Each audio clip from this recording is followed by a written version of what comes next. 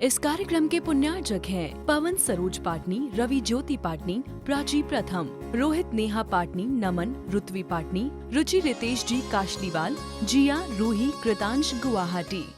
कल यहाँ पर प्रश्न खड़ा किए थे, मंगल कौन, अमंगल कौन।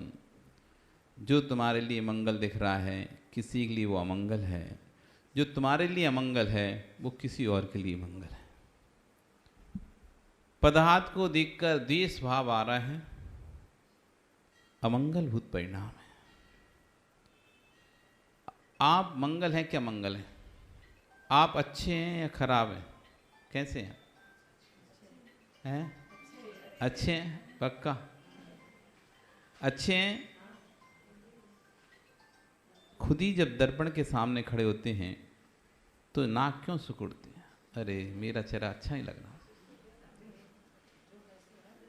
उसका चेहरा अच्छा लगता है, मेरे चेहरा अच्छा नहीं लगता, वो अच्छा है मैं बुरा हूं। वैसे कह रहे हैं मैं अच्छा, लेकिन स्वयं ही जब स्वयं को देखते हैं तो द्वेष से भर जाते हैं। क्यों ये मेरा चेहरा ऐसा बनाया? थोड़ा अच्छा होना चाहिए था, अच्छा दिखना चाहिए थे। स्वयं ही स्वयं को स्वीकार नहीं कर पाते, स्वयं में ही स्वयं से द्वेष हो जाता है। दर्पण के सामने आने पर द्वेष हो जाता है। फुंसी क्यों हो गई मेरे चेहरे में? मेरा चेहरा बिगड़ गया, मेरा चेहरा सुंदर था, ये फुंसी से मेरा चेहरा बिगड़ गया। स्वयं ही स्वयं से द्वेष कर रहे हैं।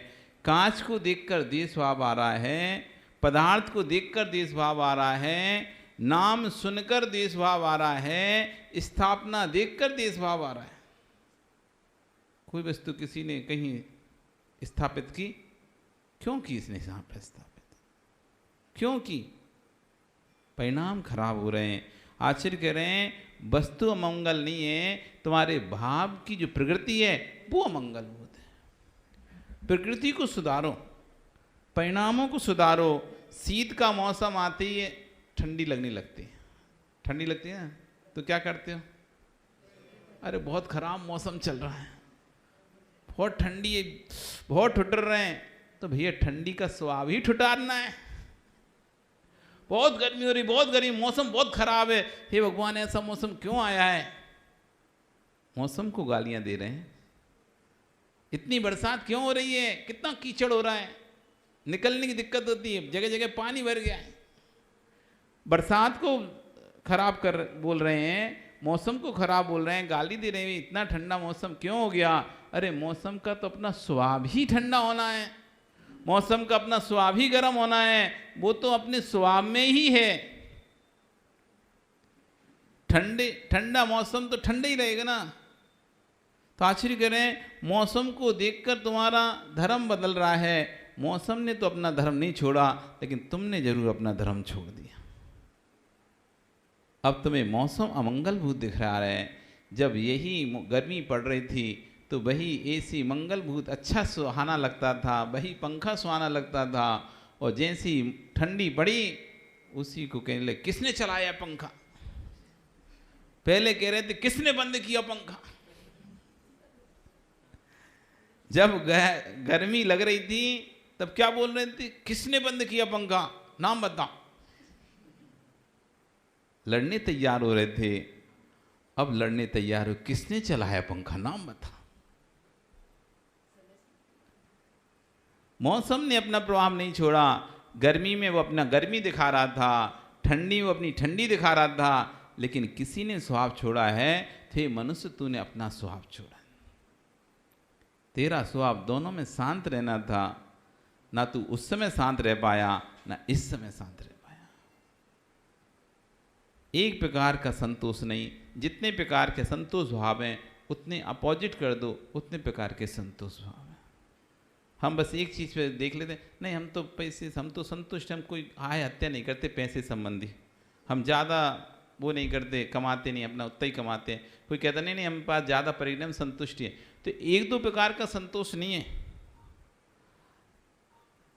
आश्चर्य करें, जितने प्रकार का संतोष है उनका विपरीत कर दो, उतने प्रकार का संतोष है।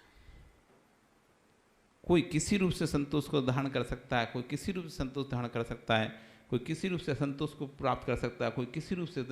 जरूरी नहीं कि हर व्यक्ति, हमको 4-6 चीज़ दिखती है, अरे पैसे देखो कितना पैसे के पीछे भाग रहा है, कितना संतोषी है, पैसे के पीछे भाग रहा है, अपन कहते हैं कितना संतोषी है, कितना दिन रात भाग रहा है, कितना पैसा कमाने, पैसा, हम बस उसी को असंतोषी समझ रहे हैं।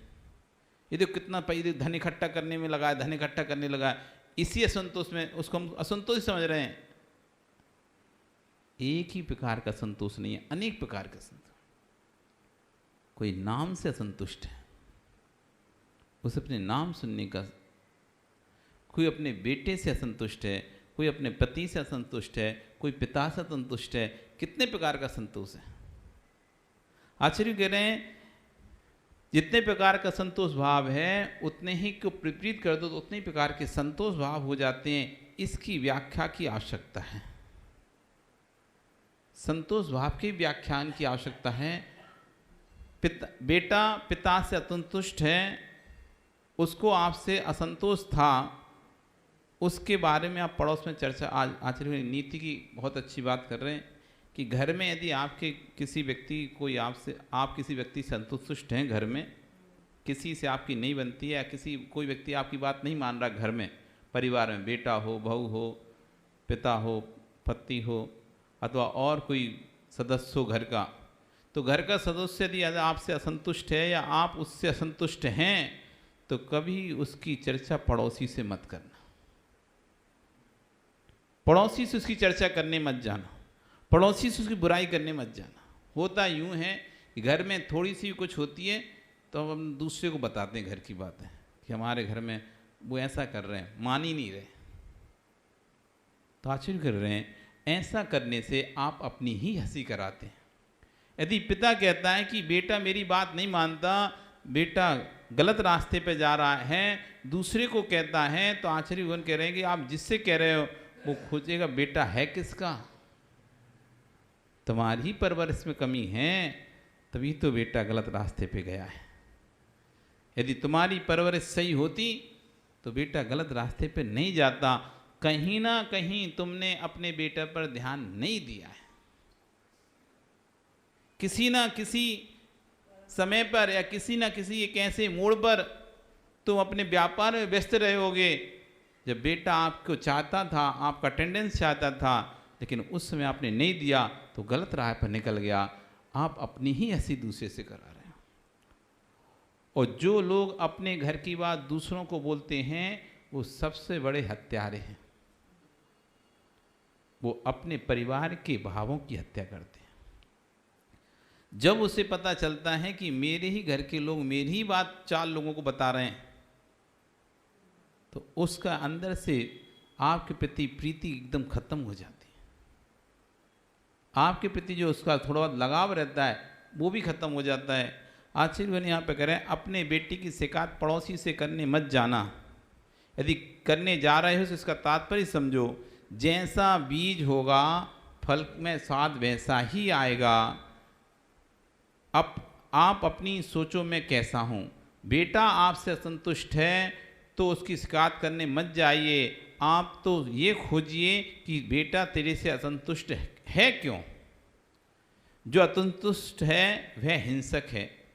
यदि तेरी आवाज़ से, आपके किसी कार्य से, आपके किसी व्यवहार से क्लेश हो रहा है और आपको मालूम है कि मेरे कारण से जीव क्लेशित हो रहा है, मेरे मित्र स्व की हिंसा तो कर ही रहे हैं और पर की भी हिंसा करें। यदि आप गुस्सा होकर बैठते हो तो आचार्य जो गुस्सा होकर बैठता है वो महाहिंसक आदमी है। क्यों? वो अपने परिणामों की हिंसा तो कर ही रहा है, लेकिन उसको देखकर दूसरे के भाव खराब हो रहे हैं। क्यों दुखी है? तो पर की भी हिंसा कर रहा है। इस पर्याय में कोई प्राण मांगने आ जाए तो यहाँ 1000 लोग उसे बचाने खड़े हो जाएंगे। ये जैन दर्शन की आंतरिक विद्या है। इस विद्या को समझ लो, बहुत लंबा समय हो रहा है। ताली बजा करके, कान खुजा करके चेहरे को खुश करवा लेना बहुत सरल है। इसको तो नट भी करा सकते थे, लेकिन आत्मा को प्रसन्न कराने वाला कोई है तो उसका नाम है जिनवाणी। आचार्य कह रहे हैं ताली बजवा लेना, खूब उछल कूद करा लेना, ये तो नट भी करवा सकता है, लेकिन ये आत्मा को प्रसन्न करने वाला है, उसका नाम है जिनवाणी। इस रहस्य को समझो कि जो घर में दुखी होकर बैठते हैं वो हिंसक हैं, स्वयं के परिणामों की हिंसा कर ही रहे हैं, अपने भावों की हिंसा। जो शुभ भाव चल रहे थे, अच्छे भाव थे, उनको तुमने हटा के अशुभ भाव में लीन हो गए, तुमने अपने शुभ भावों की हिंसा कर दी। और फिर तुम्हें देखकर सामने वाला दुखी हो रहा है, ये दुखी है, तो आपने उसके भी, और वो उसका भी मन नहीं लग रहा वो आपको दुखी देखकर, तो उसके ही परिणामों की आपने हिंसा की। दुनिया द्रव्य हिंसा की चर्चा तो करती है, लेकिन भाव हिंसा की चर्चा सिर्फ जैन दर्शन करता है। दिख तो है नहीं रही कुछ भी, हमने किसी को तो मारा ही नहीं है, हम क्या कहें, हम गुस्से में बैठे, हम बैठे हैं, ऐसा बोलता है ना व्यक्ति, मैं बैठा हूँ मेरी मर्जी, मैं कैसे बैठूँ। भाई नहीं, आपके बैठने से, आपके मुंह लटकाने से कितने लोगों पर प्रभाव पड़ रहा है, ये देखना पड़ेगा। यदि कोई साधु मुंह लटका के बैठ जाए तो समाज उदास होगी कि नहीं होगी? होगी कि नहीं होगी?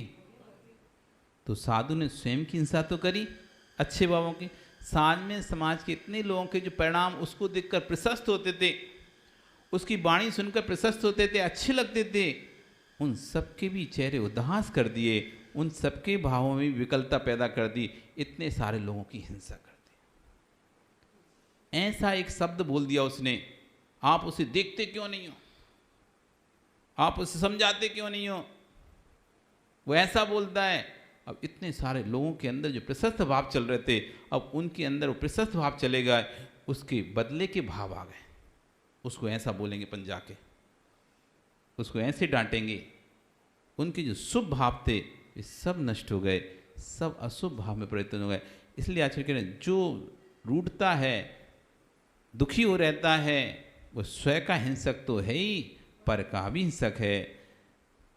माँ, तुम कितनी बार अपनी पति की हत्या कर चुकी हो, तुमको अपने सासू के बेटे पर करना नहीं आती। वह बेचारा कमा कर लाया था और तुमने पैंट की जेब में से पैसे निकाल कर छुपा कर रख लिए। ऐसा नहीं किया क्या? प्रश्न कर रहे हैं। यदि किया है तो बेचारा तड़प रहा था, कहाँ गए पैसे, कहाँ गए पैसे, कहाँ गए? उसकी वेदना को तुम यदि मशीन लगाकर देखती, केवली से पूछने जाती, तब मालूम होता, ओहो, जिसने तुम्हारे लिए पूरा जीवन सौंप दिया, तुमने उसको साथ भी छल कर लिया। यदि इसी बीच में आप बता नहीं पाए किसी कारण से, और उसके अंदर तीव्र वो हो गया कि मेरा पैसा चला गया, कहीं अटैक आ गया, तो उसी समय वो मर भी सकता है। इसलिए कभी भी किसी से की हुई कोई वस्तु लो, क्योंकि 11वां प्राण धन का है। 10 प्राण के अलावा 11वां प्राण क्या क्या है? धन को 11वां प्राण ग्रह है।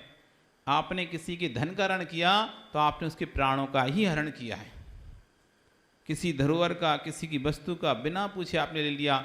यदि उसको मान लो वस्तु वो नहीं दिखी, वो पैसा नहीं दिखा, वो कहीं उसको तो पता नहीं था कि कोई घर का ही ले जा सकता है, वो समझे मेरे चला गया पैसा। कहीं इस दुख में कहीं उसको कहीं अंदर ठेस धक्का ना लग जाए। अंतिम श्वास निकलने से पहले आचार्य कहें, सबका प्रायश्चित लेकर जाना, क्योंकि इसके क्या लेकर जाना, क्या इसके बंद नहीं होगा? क्या आप आचार्य कह रहे हैं मात्र चोरी करना, दूसरों के, हम समझते हैं कि दूसरे के पैसे उठाना चोरी है।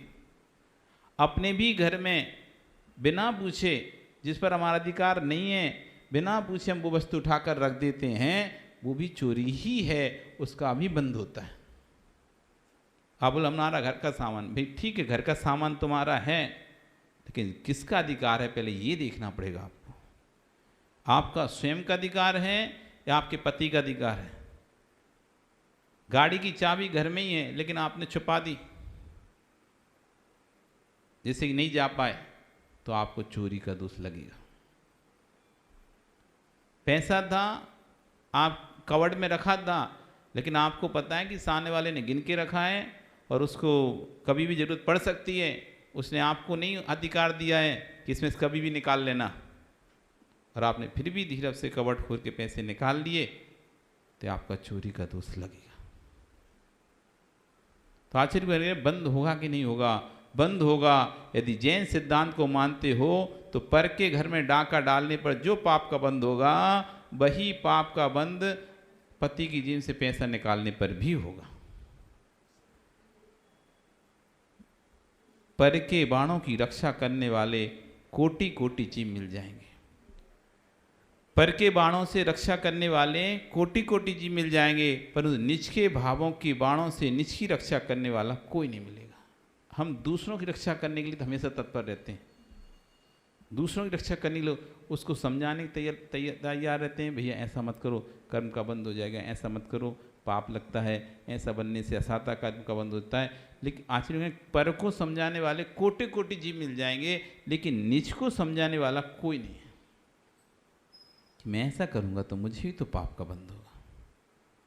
हम स्वयं जब पाप करते हैं उस समय बिल्कुल भी विचार नहीं करते, किंचित कोई भी विकल्प आता है, मैं मर जाऊं, भय आ गया, ऐसे बुरे भाव हो जाएं, हजारों वर्षों की तपस्या का जो परिणाम था एक क्षण में नष्ट कर दिया आपने।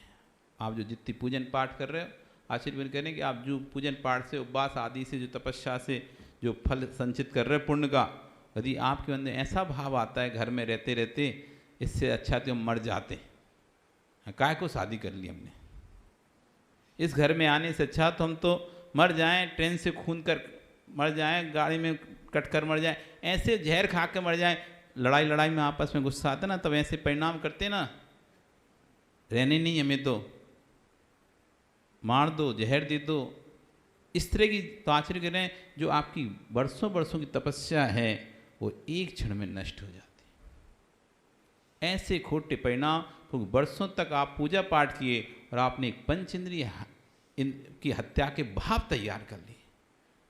स्वयं को मारना भी तो, हम स्वयं भी तो एक जीव हैं, यदि हम अपना भी घात करने का सोचते हैं तो आप पंचेंद्रिय जीव की हत्या के परिणाम करते हो। दूसरे के मारने के जैसे भाव बनाते ना, तो इसको मार डालूंगा, तो तब हम कहते पंचेंद्रिय हत्या के भाव क्यों कर रहे हो, पाप लगेगा। तो स्वयं को भी जब मारने के भाव अंदर आते हैं कभी ऐसे कि हम मर जाएं, आग लगा लें, जहर खा लें, ऐसे जब परिणाम भी किसी के अंदर आते हैं, तो आचार्य कह रहे हैं तुम पंच इंद्रिय जीव की हत्या के भाव कर रहे हो, तो तुम्हारा जो तपस्या का परिणाम था वो एक क्षण में नष्ट कर दिया आपने। निज के भावों की रक्षा करना सीखो। जिसने भावों की रक्षा करना सीख लिया उसने पर के जीवों की रक्षा हो जाएगी। जब अपने भावों की रक्षा करना सीख लोगे, अरे भैया क्रोध करूंगा तो मुझको ही कसाय बनेगी। जब तुमने अपने आत्मा की रक्षा करना सीख ली तो तुम क्यों दूसरों पे क्रोध करोगे। इस कार्यक्रम के पुण्यार्चक थे पवन सरोज पाटनी, रवि ज्योति पाटनी, प्राची प्रथम, रोहित नेहा पाटनी, नमन, रुत्वी पाटनी, रुचि रितेश जी काशलीवाल, जिया, रूही, कृतांश, गुवाहाटी।